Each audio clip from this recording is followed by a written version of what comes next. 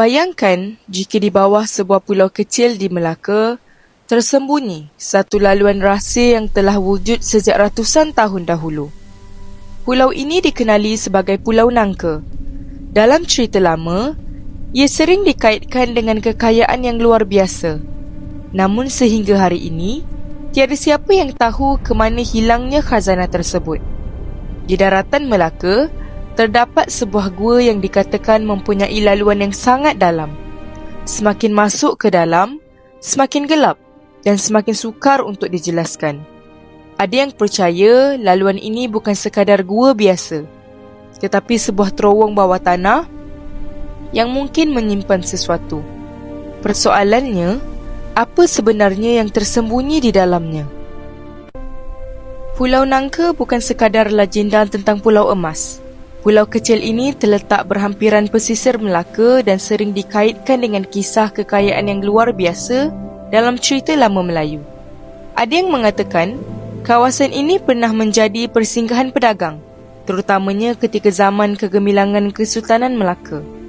Walaupun tiada bukti jelas tentang Pulau Emas, kedudukan yang strategik di laluan perdagangan Selat Melaka memang menjadikan kawasan ini penting suatu ketika dahulu. Di daratan Melaka pula, terdapat satu lokasi yang sering dikaitkan dengan misteri ini, sebuah gua yang dikenali sebagai Gua Nangka. Gua ini menjadi perhatian ramai kerana dikatakan mempunyai laluan yang sangat dalam, seolah-olah seperti sebuah terowong bawah tanah.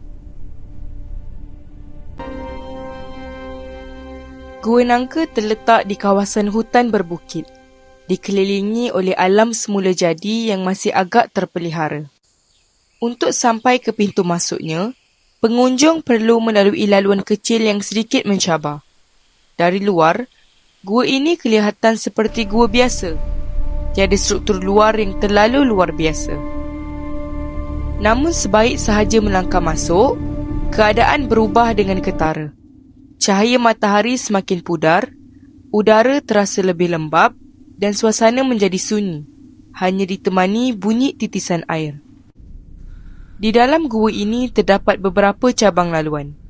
Ada yang sempit hingga memaksa badan merendah. Ada ruang yang lebih luas seperti bilik tersembunyi. Dan ada laluan yang sangat gelap, sehingga cahaya lampu pun seakan ditelan oleh kegelapan. Apa yang menarik perhatian ramai ialah laluan tertentu seolah-olah berterusan jauh ke dalam, tanpa petunjuk jelas ke mana ia berakhir. Sebahagian pengkaji dan pengunjung berpendapat Gua Nangka hanyalah formasi semula jadi yang terbentuk melalui proses geologi selama ribuan tahun. Namun begitu, terdapat juga pandangan lain yang lebih kontroversi. Ada yang percaya bahawa laluan dalam gua ini pernah digunakan oleh manusia pada zaman dahulu.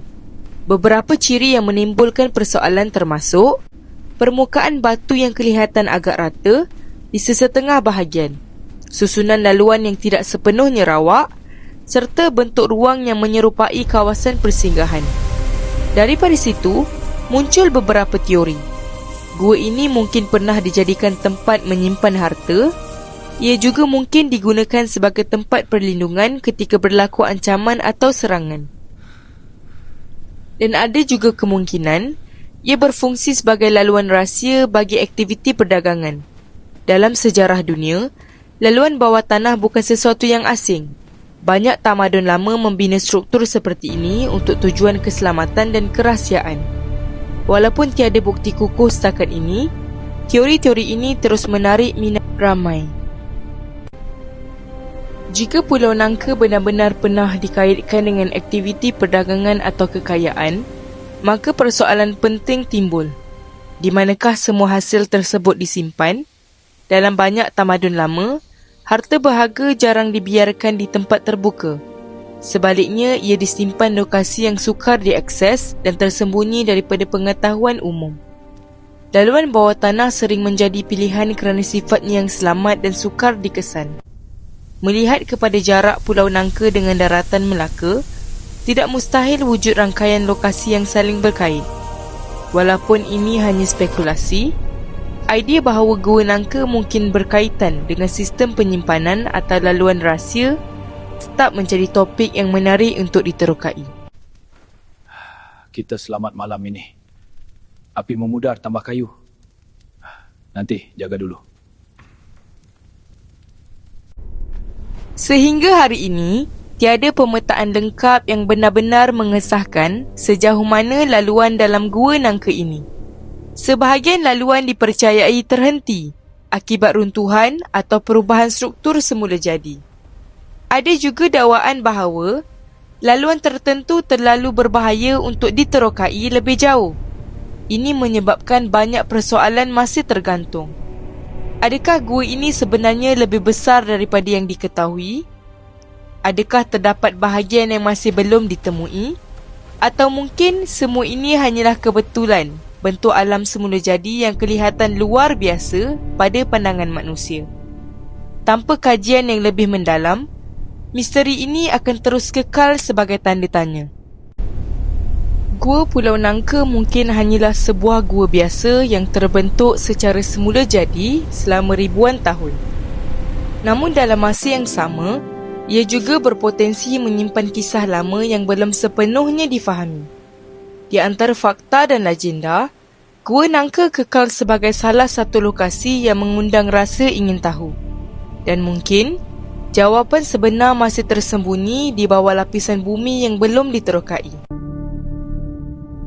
Dalam episod seterusnya, kita akan menyelami satu lagi misteri yang lebih besar, sebuah gunung yang penuh dengan legenda, kisah puteri dan cerita yang masih diperkatakan hingga hari ini.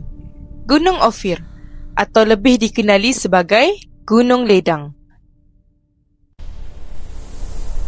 Rahsia yang lebih besar bakal terbongkar.